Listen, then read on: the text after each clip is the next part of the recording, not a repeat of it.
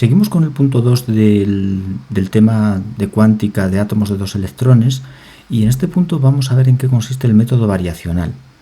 Bueno, lo primero te recuerdo el problema que tenemos entre manos. Estamos resolviendo un átomo que posee 2 electrones llamado átomo helioide. El más pequeño de ellos, o el de núcleo más pequeño, es el átomo de helio. Tenemos un núcleo con una carga Z por E, Z es el número atómico, el número de protones por la carga del electrón positiva, daría la carga del núcleo, y después tenemos 2 electrones en la corteza de carga menos E y menos E, y una distancia electrón-núcleo que es R1, otra distancia electrón-núcleo que es R2, y una distancia de interacción interelectrónica que es R12. Un electrón lo llamamos el 1 y el otro electrón el 2. En el punto anterior vimos cómo escribir el hamiltoniano de este átomo de helio o helioide bajo 2 aproximaciones o bajo la aproximación de la masa nuclear infinita, que también nos llevaba a que la masa reducida y la masa del electrón nos coincidían, ¿no? Y bajo esas aproximaciones pues teníamos un hamiltoniano que venía dado por menos h barra cuadrado partido de 2 masa del electrón nabla 1 cuadrado menos h barra cuadrado partido de 2 masa del electrón nabla 2 cuadrado, que son los términos de energía cinética de los electrones 1 y 2, menos un término de interacción electrón-núcleo, que es ZE cuadrado partido de R1, un segundo término ZE cuadrado partido de R2, son los términos de interacción entre el núcleo y el electrón 1 y el núcleo y el electrón 2, términos de energía potencial. Y por último tenemos el término de interacción electrón-electrón, que es E cuadrado partido de R12. Recuerda que los potenciales electrostáticos vienen dados por producto de cargas, ZE por menos E menos ZE cuadrado, y en el caso de la interacción electrón-electrón, pues es producto de cargas menos E por menos E más E cuadrado, entre la distancia que separa esas partículas cargadas. Bien, este es el hamiltoniano del átomo helioide, y este hamiltoniano, cuando actúa sobre la función de onda del átomo de 2 electrones, me genera la energía del átomo por la función de onda. Pero esta ecuación, debido a este término de interacción interelectrónica, no tiene solución analítica, porque este término impide la separación de variables. No podemos separar este hamiltoniano en suma de 2 hamiltonianos, uno para cada electrón, que sean independientes, porque este término tiene coordenadas de ambos electrones. Una solución que vimos en el punto anterior es despreciarlo, que es la llamada aproximación orbital o aproximación de electrones independientes, pero el error que se comete va a ser muy importante, como veremos más adelante. Entonces, si dejamos este término, la ecuación de Rödinger no tiene solución, sin solución analítica. No tiene solución analítica, lo que implica que vamos a desconocer o no vamos a poder calcular ni la función de onda del átomo ni la energía, que son los objetivos que tenemos. Esto no lo podemos hallar porque no podemos resolver la ecuación. Bien, pero aunque no tenemos solución analítica para esta ecuación, sí tenemos métodos aproximados que permitan resolverla. Hay métodos matemáticos aproximados que nos permiten resolverla. ¿Qué métodos son esos? Pues tenemos 2. El método variacional o método de variaciones, método variacional, y un segundo método llamado el método de perturbaciones. Método de perturbaciones. Así que tenemos 2 métodos aproximados que permitirían obtener una solución aproximada de esta ecuación, lo cual nos daría la función de onda y la energía. Bien, y vamos a comenzar en este punto a ver en qué consiste el método variacional. Entonces, para ello voy a enunciar un teorema que se llama el teorema variacional y lo vamos a demostrar, pero sobre todo vamos a intentar entender en qué se basa el método, que es muy sencillo y merece más la pena que todas las demostraciones que podamos hacer. Bueno, entonces lo primero voy a enunciar el teorema variacional. Teorema variacional. Dice lo siguiente. Sea phi una función de prueba, la llamamos así a esta función, la llamamos función de prueba, sea phi una función de prueba. Vamos a considerar que está normalizada, lo cual no es necesario, puede no estarlo. Después pondré el teorema variacional con la función sin normalizar, pero bueno, es habitual que esté normalizada y es más sencillo el teorema o la expresión que voy a pintar, entonces lo voy a considerar así. Sea phi una función de prueba normalizada, bien comportada, esto significa que cumple las condiciones del postulado 1.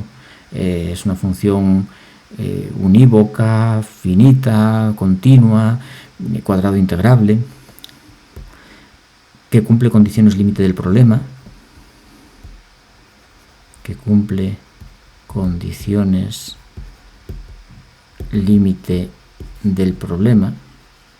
Es una función, por ejemplo, que si la aplicamos a la partícula en una caja, aunque ese es un modelo que tiene solución, pero bueno, si la aplicamos para comprobar a ver qué tal funciona con la partícula en una caja, debe cumplir condiciones límite de la partícula en una caja, o sea, ser continua en 0 y continua en A. Recuerda que esas son las condiciones límite que tenía el problema de la partícula en una caja. Sea una función phi una función de prueba normalizada, bien comportada, que cumple condiciones límite del problema, entonces, aquí viene el teorema variacional, entonces se va a cumplir lo siguiente. La integral de la conjugada de esa función de prueba por el hamiltoniano del problema, en este caso sería el hamiltoniano helioide, por la función de prueba, por diferencial de coordenadas, va a ser mayor o igual que la energía del estado fundamental del problema, que vamos a llamar E0.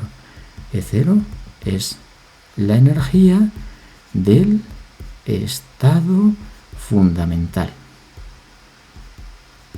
Bien, bueno, sé que esto no significa nada, pero me explico un poco mejor. ¿Qué representa la integral que acabo de escribir? Esta integral que acabo de escribir es el promedio del hamiltoniano en el estado phi, que viene dado por esa función que llamamos función de prueba. Lo reconoces. La conjugada por el hamiltoniano por la función por diferencial de coordenadas, esto es el promedio del hamiltoniano. Por tanto, esto es una energía. De hecho, a esta integral se le suele llamar W. Y es una energía, la energía variacional. W es la energía variacional. Y esta integral se llama la integral variacional. Y esto nos da una energía. Entonces, lo que nos dice el teorema variacional es que si nos inventamos una función de prueba, sí, la función de prueba es una función inventada.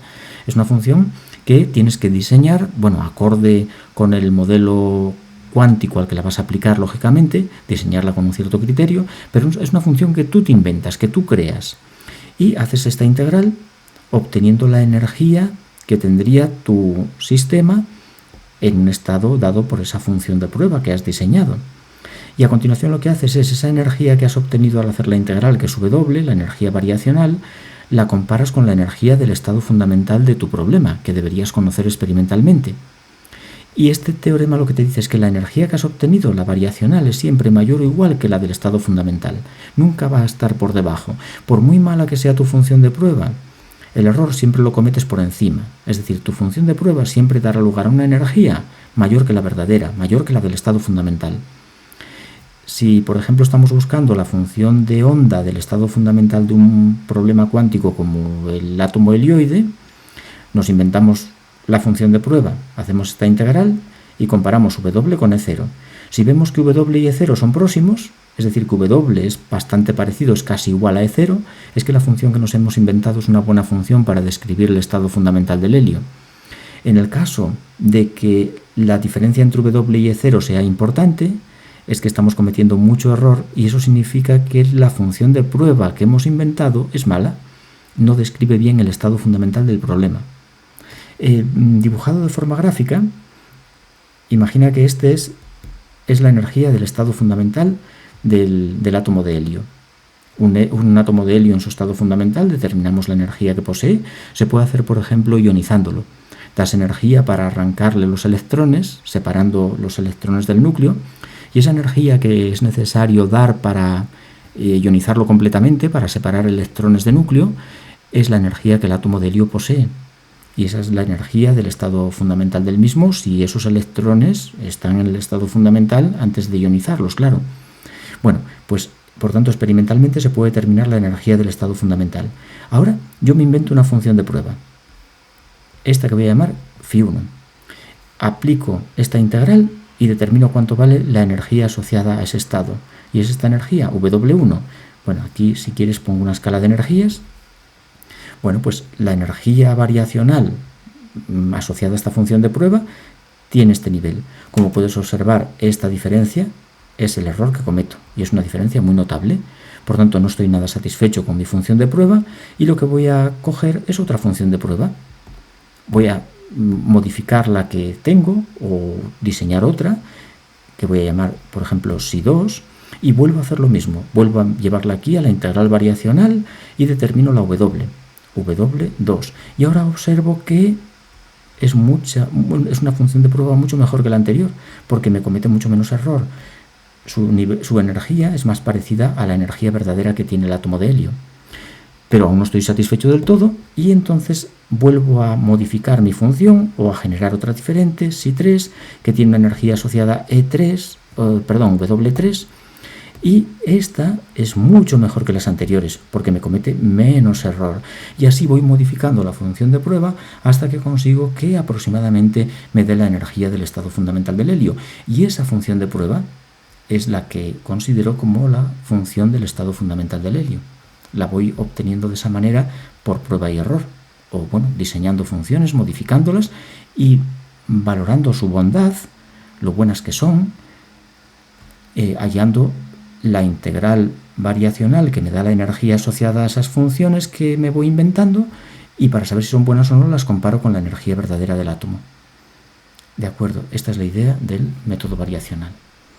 Bien, entonces vamos a coger y una vez que tenemos una idea de cómo funciona, lo vamos a aplicar ahora a dos ejemplos a continuación en los próximos puntos, pero antes de nada vamos a demostrar el teorema variacional. Bien, este teorema variacional se puede escribir también así: si asterisco h psi de q partido de integral de si asterisco psi de q mayor o igual que 0. ¿Qué hice aquí? Nada, simplemente aquí en este caso la función de prueba no está normalizada o no tiene por qué estarlo, de manera que hay que dividir por la condición de normalización, que es la integral si asterisco sí. Si la función no está normalizada, tienes que dividir por esto. En el caso de que esté normalizada, esta integral del denominador vale 1 y por tanto me queda la del numerador y queda el teorema según lo he pintado aquí arriba. Por tanto, debes tener eso en cuenta. Si no está normalizada, la función se puede aplicar también, pero hay que dividir por la constante de normalización. Bien, si no previamente normaliza la función y ya puedes utilizar la expresión según la tenemos aquí. Vale, ahora pasamos a demostrar que se cumple eso que he dibujado. Ah, y otra cosa, podemos también escribir la connotación de Dirac. Phi asterisco h phi partido de phi barra phi mayor o igual que 0. Aquí la tienes en notación de Dirac. Es muy utilizada en notación de Dirac también, muy cómodo de hacer. Vale, me quedo con la notación integral y demostramos que esto se va a cumplir. Es decir, que sea cual sea la función de prueba que elijamos, siempre que sea una función normalizada, bien comportada y que cumpla condiciones límite de problema, siempre esta integral variacional va a dar un valor de energía superior a la energía del estado fundamental. Vamos a demostrar ese teorema. Bien, entonces lo primero que voy a hacer es meter la E0 dentro de la integral para que sea más cómodo de demostrar. Si asterisco por h menos E0 por psi por dq mayor o igual que 0. Metí el 0 dentro de la integral. Quizá te resulte difícil ver que es lo mismo que tengo aquí arriba, pero puedes separar, por la linealidad de la integral, puedes separar esta integral en dos. Una sería phi asterisco por h por phi por dq, una integral, y la otra integral sería phi asterisco phi asterisco por e0 por phi por dq con un signo menos. Ese 0, como es una constante, lo puedes sacar fuera de esa segunda integral, y la integral de phi asterisco por phi, como phi se supone, tiene que estar normalizada, esa integral da 1, y por tanto nos queda menos e0. Nos queda la integral phi asterisco h phi por dq menos e0. El e0 lo pasas al otro lado de la desigualdad y te queda exactamente lo de arriba. Así que de aquí puedes pasar aquí sin problema ninguno. Vale, ahora para que la demostración sea más general, vamos a considerar una función de prueba que es una superposición de estados. Es una combinación lineal con unos coeficientes CI por unas funciones phi sub i. Estas funciones phi sub i son propias del hamiltoniano. Cuando h actúa sobre las phi sub i, da e sub i por phi sub i. Son funciones propias del hamiltoniano. Esto, bueno, se hace para tener más generalidad, para no usar una función concreta, sino que uso una superposición. Recuerda que los estados no solo son funciones, el conjunto completo de funciones de un sistema, sino también combinaciones de ellas. Puedes hacer estados de superposición, y yo voy a usar un estado de superposición para demostrarlo. Venimos aquí a la integral, cambiamos la phi asterisco por esto, sumatorio i de c sub i asterisco por phi sub i asterisco, ¿ves? Cambio la phi por esta combinación, por h menos e0, por la phi, de nuevo igual, sumatorio j de cj por phi j y por dq, y esto tiene que ser mayor o igual que 0 para que se cumpla el teorema variacional. Ah, te estarás preguntando, hombre, ¿y por qué has cambiado el subíndice? ¿Por qué no me sigues poniendo aquí en esta phi? ¿Por qué no me pones con la i? Porque estos sumatorios, por ejemplo, cuando el primer sumatorio la i vale 1, tenemos el término ci asterisco phi, c1 asterisco phi 1 asterisco, cuando la i vale 1. Pero aquí la j no tendría por qué valer también 1. Puede valer lo mismo 1, pero también podría ser 2. Es decir, esta función no tiene por qué tener los mismos subíndices, este sumatorio no tiene por qué tener un término con igual subíndice que el que tiene este de aquí. Entonces, por eso los distingo los subíndices. Para que tenga en cuenta, por ejemplo, productos como C1 asterisco, Φ1 asterisco, y aquí que sea C2, Φ2. O aquí C2 asterisco, Φ2 asterisco, y aquí C20, Φ20. Vale, si pongo los mismos subíndices en una y otra función, si aquí es C1 asterisco, Φ1 asterisco, aquí sería también C1 asterisco, Φ1 asterisco, y por tanto pierdo, hay productos que no estoy considerando, ¿vale? Que es verdad que van a ser 0, pero quiero considerarlos. Y ahora vamos a sacar este sumatorio de CI y sumatorio de CI, o sea, de CI asterisco y de CJ, los voy a sacar fuera de la integral, sumatorio I de CI asterisco, sumatorio J de CJ asterisco, porque no dependen de las coordenadas, son constantes para la integral, por tanto salen fuera, y me queda Φ sub I asterisco por H menos E0, actuando sobre Φ J, sobre si J por diferencial de Q, por diferencial de coordenadas. Bien, seguimos trabajando un poco más en esa integral, sumatorio I CI asterisco, sumatorio J CJ, este CJ no lleva asterisco, el CJ sin asterisco. Y ahora voy a separar esta integral en dos, una integral de Φ sub I asterisco por el hamiltoniano actuando sobre Φ J por dq, y después menos una integral en la que voy a sacar fuera E0, integral Φ sub I asterisco, Φ sub J, diferencial de Q. Y aquí, cuando H actúa sobre esta Φ sub J, me va a dar lógicamente la energía E sub J por Φ sub J, la ecuación de valores propios que tenemos aquí. Bueno, esta está con Φ sub I, pero da igual, con Φ sub J exactamente igual. Y esta J la voy a sacar fuera de la integral. La energía la saco fuera de la integral. ¿Y qué nos queda? Bueno, pues nos quedan dos integrales en las que aquí delante me queda EJ y aquí tengo una integral de Φ sub I asterisco por Φ sub J. Y aquí tengo el E0 delante multiplicando y una integral que tiene Φ sub I asterisco por Φ sub J de nuevo. Si las funciones Φ sub I y Φ sub J son funciones propias de un operador lineal y hermítico, como es así, el hamiltoniano, asociadas a diferentes valores propios, suponemos que estos valores propios son diferentes para Φ sub I y para Φ sub J, se cumple el teorema de la ortonormalidad. Es decir, las funciones Φ sub I y Φ sub J son funciones ortonormales. Eso significa que la integral de una por otra vale 0. Si estos subíndices I y J son diferentes, estas integrales son 0 y todo se anula. ¿De acuerdo? Se anularía, daría 0.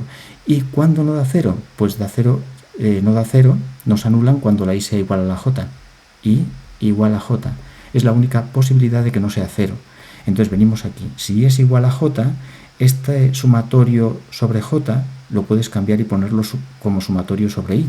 Y me puedes poner sumatorio I de C sub I asterisco, y aquí la C sub J llámala también C sub I. C sub I asterisco por C sub I es módulo de C sub I al cuadrado. Esto de delante me lo puedes poner como el sumatorio I del módulo de C sub I al cuadrado, si me cambias la J por una I. Y aquí en las integrales también, si me cambias aquí la J por I, queda LJ que salió fuera, y al cambiarme la J por I queda phi sub I, si sub I asterisco por si sub I. Y esa integral da 1 porque está normalizada esa función, o sea que me va a quedar la energía que va delante, E sub I, menos esta integral de aquí también valdrá 1 si la I es igual a J, porque son funciones normalizadas. La integral de si I asterisco por si J va a ser 1 y por tanto me queda E0. Este C sub I cuadrado es positivo seguro, es mayor que 0 porque está al cuadrado. Y tenemos esta diferencia E sub I menos E0. Si E0 es la energía del estado fundamental, es la energía más baja que puede tener el sistema, por tanto sub I es una energía superior, así que esto también tiene que ser mayor que 0, o como muy malo igual a 0, mayor o igual que 0 seguro. Por tanto, este sumatorio que tengo aquí es mayor o igual que 0, lo que nos demuestra que la integral de la que partí, observa que partí de esta integral, bueno, y pasamos a esta de aquí, en la que, como puedes ver, quiero demostrar que esta integral es mayor o igual que 0, que es lo mismo que demostrar que esta de arriba es mayor o igual que E sub 0, pues lo consigo demostrar. Efectivamente, partiendo de esta integral y haciendo estas operaciones, el resultado que obtengo es positivo seguro, mayor o igual que 0, y en consecuencia se demuestra el teorema variacional. Vaya, es un poco lío, pero es un teorema muy importante porque te dice que la función que te inventes siempre te va a dar una energía mayor o como mucho igual a la energía del estado fundamental del problema al que lo estás aplicando. Nunca vas a inventarte una función de prueba que te dé una energía menor que la fundamental. Si eso ocurre es porque esa función no cumple o no es bien comportada o no cumple condiciones límite de problema. Pero si la función es bien comportada y cumple condiciones límite, la energía variacional que obtengas al utilizarla siempre estará por encima de la energía del estado fundamental. Y por tanto no tienes más que ir modificando tu función para que esa energía vaya bajando todo lo posible y acercándose por tanto a la energía verdadera, a la energía que tiene el estado fundamental de tu problema. De esa forma, por tanteo, puedes ir logrando la función más adecuada para describir pues, un estado de un átomo helioide, como podría ser el estado fundamental. Bueno, pues vamos a dejar estas ideas aquí y en el siguiente punto, en el 3, vamos a hacer un ejemplo de cómo funciona el método variacional. El teorema, nada, bueno, lo demuestro por si acaso, porque es una pregunta que a veces hacen en los exámenes, demostrar el teorema, pero quiero aplicarlo a dos ejemplos para que se vea mejor cómo funciona, porque es una idea muy sencilla y con todo este fregado de fórmulas y tal, se pierde la idea fácilmente de su funcionamiento.